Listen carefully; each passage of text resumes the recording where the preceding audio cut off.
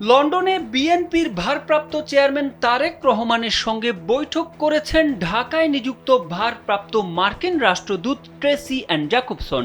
গত জুলাই মাসের দ্বিতীয় সপ্তাহে এই বৈঠক অনুষ্ঠিত হয়েছে। একটি বেসরকারি টেলিভিশনকে বিষয়টি নিশ্চিত করেছেন তারেক রহমানের পররাষ্ট্র বিষয়ক উপদেষ্টা হুমায়ুন কবির ও মার্কিন দূতাবাস। এই বিষয়ে একাধিকবার যোগাযোগ করা হলে হুমায়ুন কবিরকে ফোনে পাওয়া যায়নি। তবে বৈঠকের বিষয়টি নিশ্চিত করেছেন যুক্তরাজ্য বিএনপির সভাপতি এম এ মালেক।